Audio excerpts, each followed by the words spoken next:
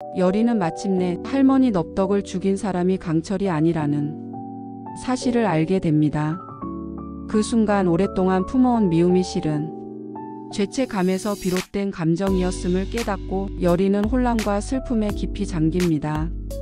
그리고 떠오른 장면. 자신을 지키기 위해 주저없이 살을 맞고 쓰러졌던 강철. 그 기억은 여리의 마음 깊은 곳을 건드리며 그녀를 무너뜨립니다.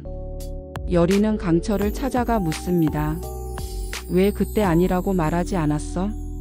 그리고 조심스럽게 진심 어린 사과를 전합니다. 그간의 오해에 대해 사과하며 여리는 강철이와 감정적으로 가까워집니다. 잠시의 침묵 끝에 강철이 말합니다. 내가 널 보는 게 윤갑 때문이 아니라 나 자신 때문인지 이젠 알 것 같아. 그리고 이어지는 고백. 이 마음이 윤갑의 것이라 그런 줄 알았지만 이제는 분명해졌다. 널 지키고 싶은 마음은 내 것이야. 강철은 더 이상 감정을 숨기지 않습니다. 여리를 향한 마음을 그대로 드러냅니다. 여리는 그 고백 앞에서 그동안 억눌러온 감정을 더 이상 외면할 수 없습니다. 그의 따뜻한 시선, 헌신적인 행동 하나하나가 마음속에서 증오를 지우고 걱정과 애틋함으로 채워집니다. 두 사람은 마침내 서로를 향한 감정을 조금씩 인정하기 시작합니다. 처음엔 부정하고 밀어냈던 마음이 이제는 천천히 깊숙이 스며들고 있었습니다. 한편 왕희정은 여리와 강철을 통해 점차 외조부 김봉인의 정체에 의문을 품기 시작한다. 어릴 적부터 곁을 지켜준 혈육이자 조정을 함께 이끌어온 조력자였기에 그를 의심한다는 사실만으로도 왕희정에게는 큰 혼란이었다.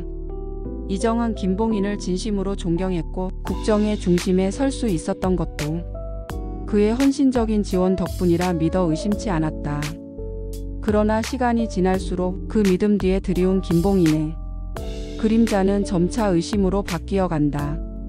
팔척기와 관련된 진실, 넙덕과 선왕의 죽음, 그리고 궁 안에서 벌어지는 이상한 사건들. 그 모든 연결고리의 끝에는 김봉인의 흔적이 있었다. 결국 이정은 자신이 가장 신뢰하던 외조부가 팔척기 사건과 왕실 저주의 배후일 수 있다는 사실을 알게 되며 말로 표현할 수 없는 충격에 휩싸인다. 그는 아버지인 선왕의 죽음조차 팔척기와 연결돼 있고 그 배후에 김봉인이 있었음을 자각하며 단순한 정치적 배신을 넘어 인간적으로 무너지는 감정을 겪는다. 그토록 믿고 의지하던 이가 사실은 자신을 왕으로 만들고 그 뒤에서 조선을 조종하려 했던 야심가였다는 진실은 이정에게 상처로 남는다. 풍사는 김봉인에게 여리가 만신 넙덕의 핏줄이며 강한 신기를 지녔다는 사실을 알려주고 김봉인은 강철을 유인해 여리와 분리시키고 그 틈에 여리를 해치려고 계략을 세운다. 그들은 먼저 윤갑의 어머니를 납치의 미끼로 사용하고 강철이 그녀를 구하러 올 것을 예측해 납치 장소 주변에 대지 부적을 미리 배치한다. 이 부적들은 이무기인 강철의 힘을 봉인하는 역할을 하며 강철은 도착하자마자 부적의 기운에 막혀 수차례 튕겨나가고 몸을 감싸던 신령한 기운이 점차 약해지기 시작한다. 한편 김봉인과 그의 수하들은 여리마저 납치에 제거하려는 순간 여리는 절규하듯 외친다. 강철아, 도와줘 제발. 그 외침은 멀리 떨어져 있던 강철의 내면 깊숙한 곳을 강하게 울린다. 그 순간 강철의 눈동자가 푸른 빛으로 번들거리며 야광주의 힘이 각성된다. 오래도록 억눌려 있던 본래 이무기 힘이 부적의 봉인을 밀어내기 시작하고 강철이 다시 한번 천천히 몸을 일으키는 순간 주변을 감싸던 대지 부적의 기운이 하나둘 꺼져가며 소멸하기 시작한다. 강철은 곧바로 여리에게로 달려가 여리를 구해낸다. 이무기 비비는 깊은 어둠 속에서 기이한 기운을 따라 궁궐 안으로 스며들었다. 대신들이 모여 앉아 정무를 논하는 순간 그 틈 사이에서 비비는 강한 인간의 악의를 감지한다. 오랜 세월을 살아온 이무기의 감각은 위선과 탐욕, 즉 증오와 음모를 직감적으로 포착해낸다. 그는 조용히 몸을 숨긴 채 먹잇감을 향해 천천히 다가간다. 그의 사념은 점점 예리하게 한 인물을 겨냥하고 있었고 비비의 붉은 눈은 이미 그를 먹어도 되는 자로 판단하고 있었다. 그러나 그 순간 눈에 보이지 않는 강한 저항의 기운이 비비의 몸을 막아선다.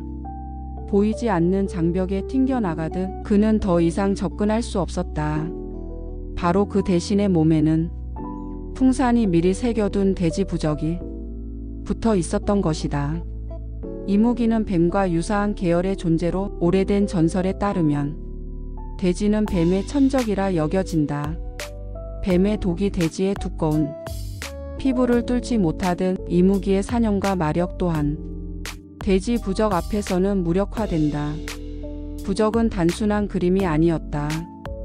풍산이 그린 이 부적에는 고대의 봉인 주술이 담겨 있었고 그 힘은 인간을 넘어 초월적 존재조차 제어할 수 있을 만큼 강력했다. 아무리 강한 사념을 품은 비비라 해도 이 저항 앞에서는 무력했다. 결국 그는 눈앞의 먹잇감을 앞에 두고도 손끝조차 닿지 못한 채 소리 없이 물러날 수밖에 없었다. 채원호는 궁궐 어딘가에 숨겨진 금서를 찾기 위해 고서와 책방을 돌며 위험한 여정을 이어가고 있다. 그가 찾는 문서는 팔척기의 기원 13년 전 선왕과 무당 넙덕의 죽음 그리고 왕실에 감춰진 금기의 진실을 담고 있는 책이다. 이 책은 무속과 정치가 얽힌 기록으로 왕실에서도 존재를 부정하고 봉인한 금서로 여겨진다. 그러나 그의 여정은 단순한 탐색이 아니다. 그의 곁에는 언제나 외발이 귀신이 따라다니고 있다. 이 귀신은 과거 채원호의 잘못된 판단 또는 명령으로 인해 억울하게 한쪽 다리를 잃고 죽은 원혼이다. 채원호에게는 그 모습이 보이지 않지만 외발이 귀신은 죽어서도 원한을 풀지 못하고 그를 따라다니며 끊임없이 괴롭힌다. 보이지 않는 고통, 설명할 수 없는 불길한 예감, 주변에서 벌어지는 이상 현상들 모두 외발이 귀신의 존재를 암시한다. 그럼에도 채원호는 자신의 과거를 끝까지 외면하지 않고 이 책을 통해 진실을 마주하겠다는 일념으로 여정을 멈추지 않는다. 채원호가 뒤쫓는 금서에는 팔척기 탄생의 저주, 무당 넙덕이 남긴 굿의 실체, 그리고 김봉인의 권력 형성기가 기록되어 있을 가능성이 높다. 왕 이정 또한 고백한다. 자신의 아버지 선왕 역시 팔척기에게 당했다고. 이로써 넙덕과 선왕 모두 팔척기의 표적이었음이 밝혀지고 팔척기는 무당 지방과 왕실을 향한 조직적인 복수를 실행해온 존재임이 드러난다. 열의와 이정이 표적이 된 이유도 이 원한의 혈통에 기반하고 있으며 이제 그들 모두는 단순한 피해자가 아니라 이 저주의 맥락 속 후계자들이 된 것이다. 팔척기의 다음 목표는 왕세자 즉 원자라는 예감이 감지되며 열의 강철 이정은 복수와 원한, 권력의 어둠에 맞서는 자들로 나아갈 운명을 받아들일 수밖에 없다.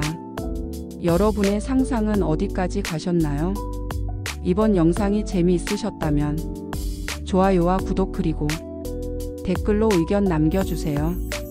당신의 뇌피셜이 진짜 다음 회차가 될 수도 있습니다. 그럼 다음 영상에서 다시 만나요.